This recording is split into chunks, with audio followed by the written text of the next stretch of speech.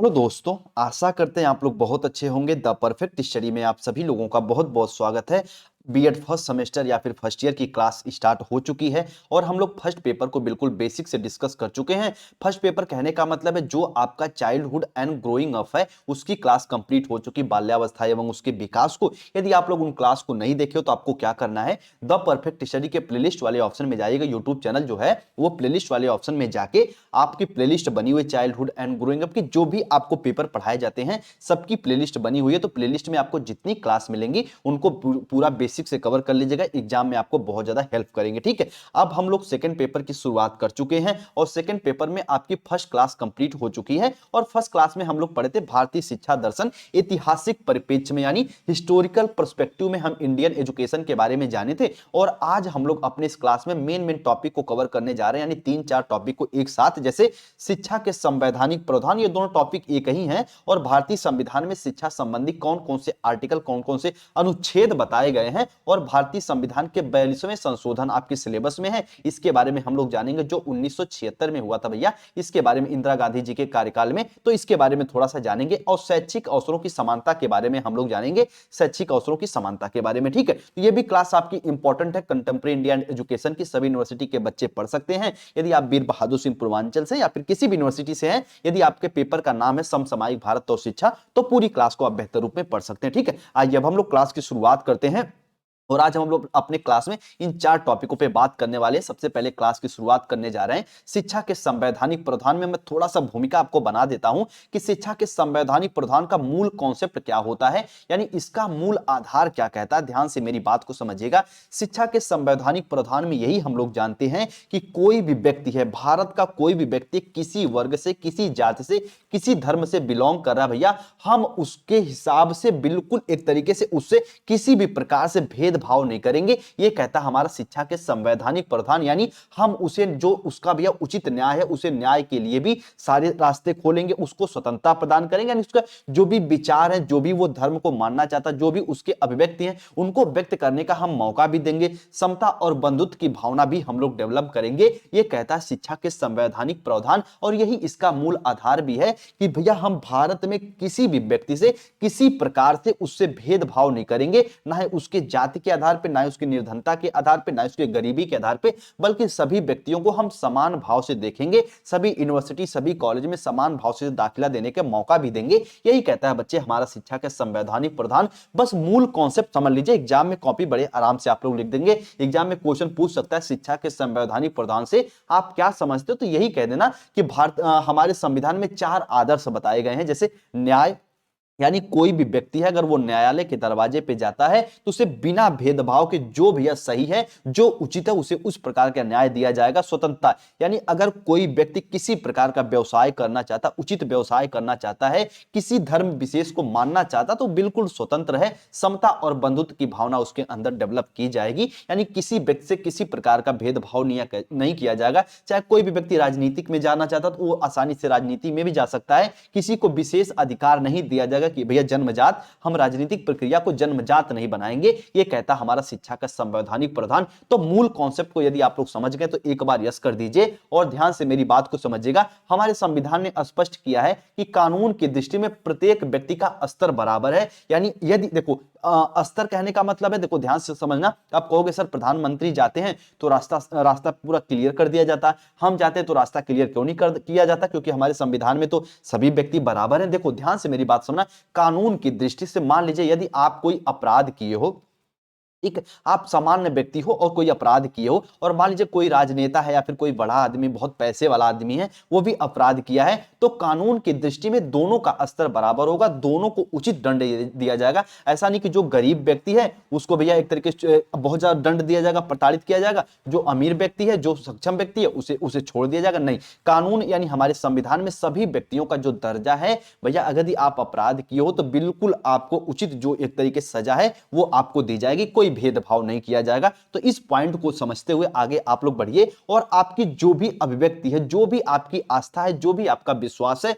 उसको व्यक्त करने के लिए आप बिल्कुल स्वतंत्र हो और अपने व्यवहार में लाने के लिए भी आप बिल्कुल स्वतंत्र हो। जैसे मान लीजिए आप किसी धर्म विशेष को मानना चाहते हैं तो आपको कोई प्रतिबद्ध नहीं करेगा कि नहीं आप धर्म को मत मानो या फिर मानो, बिल्कुल आप अपने आप में स्वतंत्र हो। यही हमारा संविधान की सबसे बड़ी अच्छाई भी है और शिक्षा के संवैधानिक प्रावधान के अंतर्गत ये सारी बातें आती हैं। उम्मीद करते हैं कॉन्सेप्ट समझ गए होंगे। अब हम लोग कुछ आर्टिकल की यहाँ पे बच्चे बात करेंगे, यानी भारतीय संविधान में शिक्षा संबंधी कुछ धाराएं। यहाँ पे हम लोग कुछ आर्टिकल की बात करेंगे, कुछ अनुच्छेद, यहाँ पे ज्यादा कहना बेहतर होगा, कुछ अनुच्छेद की हम लोग यहाँ पे बात करेंगे कि कौन कौन से अनुच्छेद इंपॉर्टेंट हैं शिक्षा में, यानी एक तरीके से भारतीय संविधान में शिक्षा से संबंधित कौन कौन से इंपॉर्टेंट अनुच्छेद हैं, आइए उनकी बात करते हैं। सबसे पहले हम लोग बात करेंगे अनिवार्य तथा निःशुल्क शिक्षा। ध्यान से मेरी बात को समझिएगा। संविधान के 45 आर्टिकल या फिर अनुच्छेद में यह बताया गया है कि देखो, जब से संविधान लागू हुआ है, और कमेंट सेक्शन में सभी स्टूडेंट कमेंट करेंगे कि संविधान पूर्ण रूप से कब लागू हुआ है।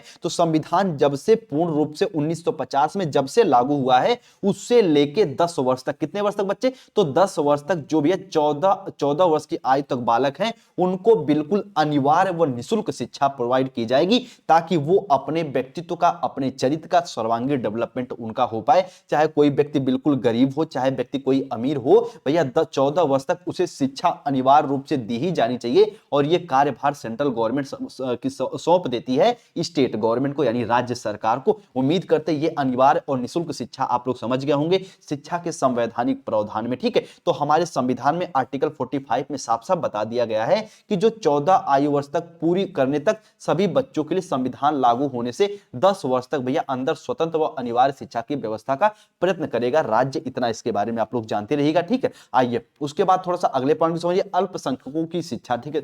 उसके बाद आर्टिकल 30 के अनुसार अल्पसंख्यक समुदाय को मनपसंद शैक्षिक संस्थाएं स्थापित करने, उनका प्रशासन करने का अधिकार दिया जाएगा। यानी जो भारत में अल्पसंख्यक है, जैसे जैन है, जैसे बौद्ध हैं, अगर अल्पसंख्यक है जिनकी संख्या कम है, तो उनको अपने जो विद्यालय, अपने स्कूल कॉलेज है, एक तरीके से स्वतंत्र रूप से चलाने की सुविधा दी जाएगी। यही भारत की सबसे बड़ी अच्छाई है। जो भी भारत में अल्पसंख्यक हैं उनको भैया स्वतंत्र रूप से यदि वो चाहें तो अपनी शैक्षिक एक तरह संस्थाएं भी स्थापित कर सकते हैं, उनको एक तरीके से कि चला भी सकते हैं, ठीक है। इतना इसके बारे में जानते रहिएगा। ये अल्पसंख्यकों की शिक्षा हो गई, इतना इसके बारे में आप लोग जानते रहिएगा। उसके बाद पिछड़े वर्ग की शिक्षा, ठीक है। जो बैकवर्ड है उनके लिए क्या शिक्षा की व्यवस्था की गई है, तो ध्यान से मेरी बात समझना। जो आर्टिकल आपका 17 है या फिर धारा 17 है, इसमें बोला था जो आपका एक तरीके से छुआछूत, जो आपका अस्पृश्यता है उसके निवारण और किसी भी रूप में एक तरीके से छुआछूत कह लें या फिर अस्पृश्यता को हम बढ़ावा नहीं देंगे, उनका प्रयोग बिल्कुल वर्जित, बिल्कुल रोक दिया जाएगा।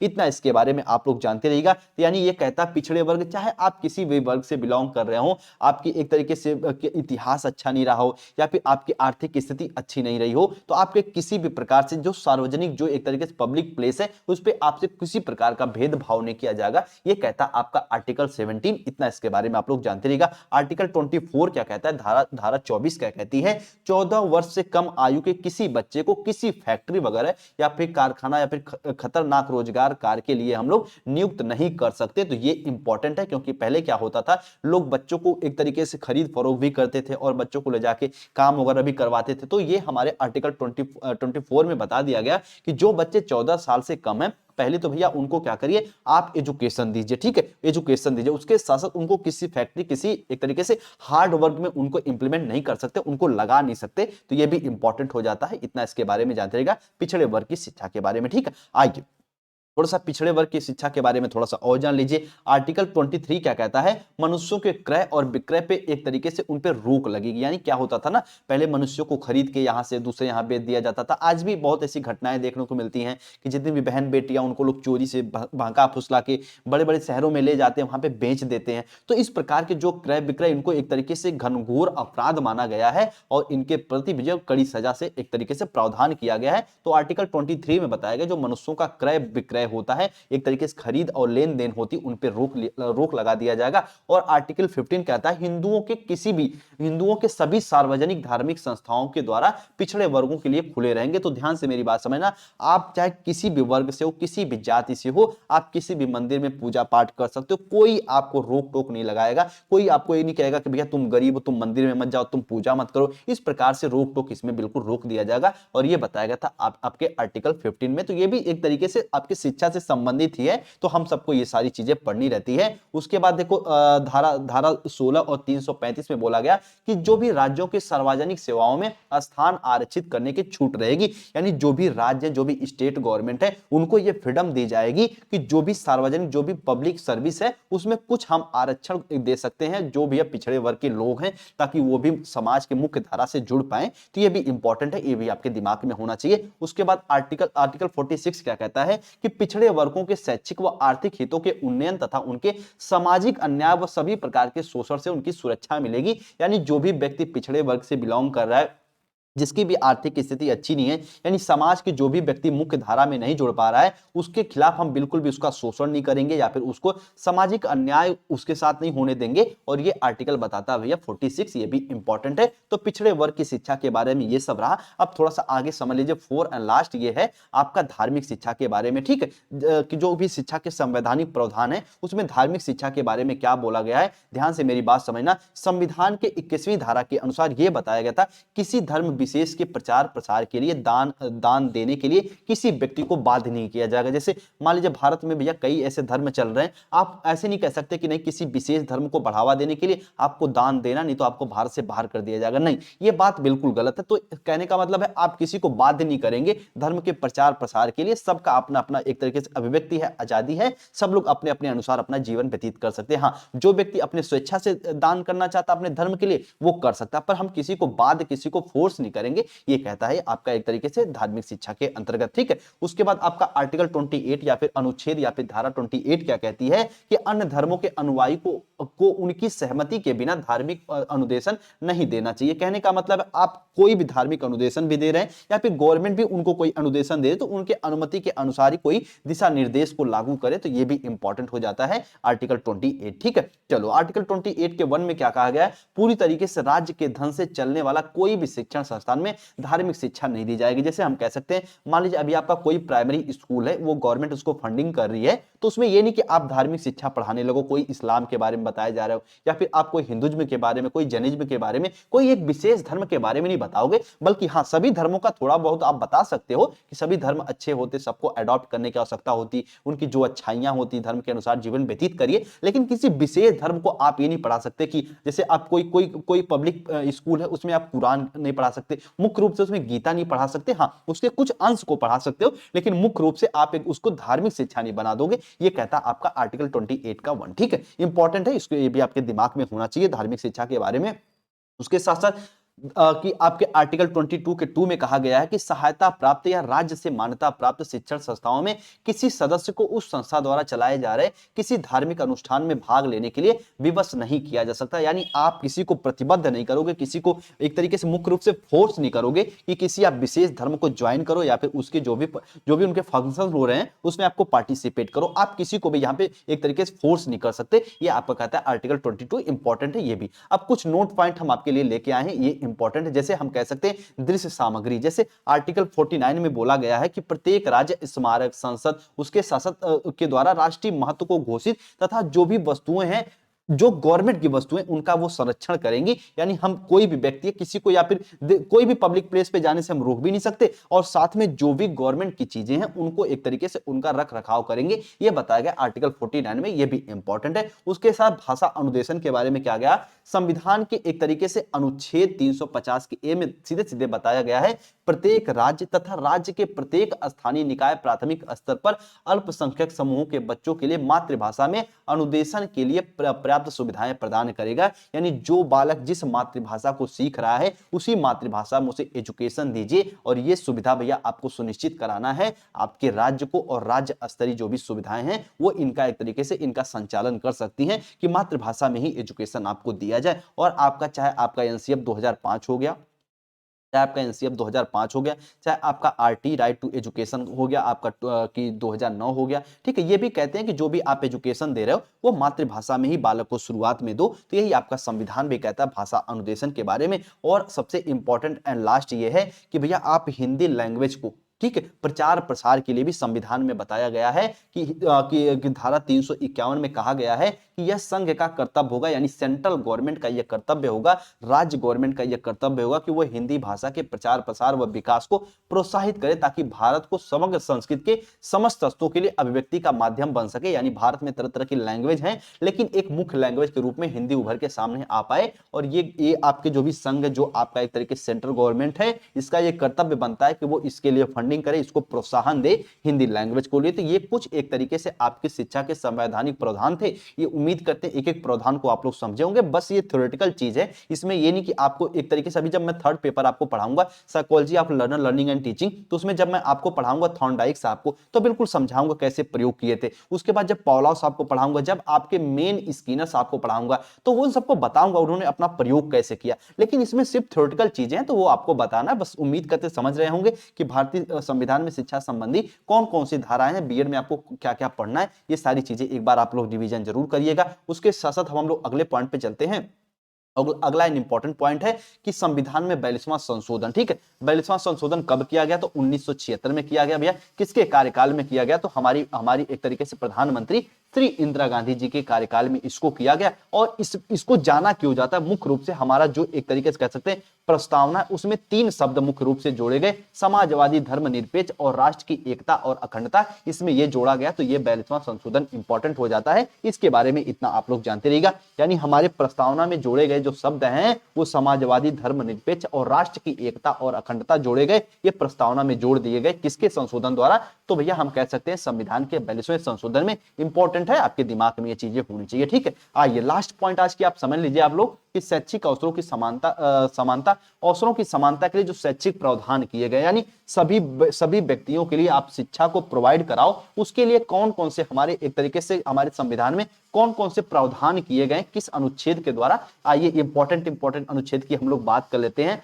सबसे पहले आर्टिकल 15 की बात कर लेते हैं। ये कहता है कि धर्म, मूल और वंश, जाति और लिंग के स्थान के आधार पर किसी भी व्यक्ति से हम किसी प्रकार का भेदभाव नहीं कर सकते। और आपके एग्जाम में एक तरीके से 2 नंबर में क्वेश्चन भी पूछ देगा, आर्टिकल अनुच्छेद के अनुसार एक तरीके से आर्टिकल अनुच्छेद की आप विवेचना करो तो आप कह सकते हैं जो भेदभाव को मिटाता है भैया वो आर्टिकल आपका 15 है, इंपॉर्टेंट है। यानी किसी व्यक्ति से हम किसी प्रकार से भैया उससे भेदभाव नहीं करेंगे, गरीबी या फिर एक तरीके से उसकी जाति अलग है, उसका वंश अलग है, उसका लिंग अलग है, चाहे वो स्त्री पुरुष हो, तो हम एक तरीके जन्म के स्थान पर हम उसके भेदभाव नहीं करेंगे। ये कहता हमारा आर्टिकल 15 इंपॉर्टेंट है। ठीक है, आइए उसके बाद अगला समझ लीजिए आर्टिकल 16 क्या कहता है कि सरकारी नौकरी, यानी जो आपका गवर्नमेंट जॉब है, सबके लिए समान रूप से प्रवेश सुरक्षित होगा। यानी जो भी एक तरीके से नियम कानून बनाए जाएंगे वो सबके लिए समान ही होंगे। और जो जो पिछड़े हैं, जो अनुसूचित जाति हैं, जनजाति हैं, उनके लिए मुख्य धारा में जोड़ने के लिए भैया उनके लिए विशेष सुविधाएं सुरक्षित, यानी उनका एक स्थान परमानेंट करने के लिए कुछ आरक्षण की भी व्यवस्था की जाएगी।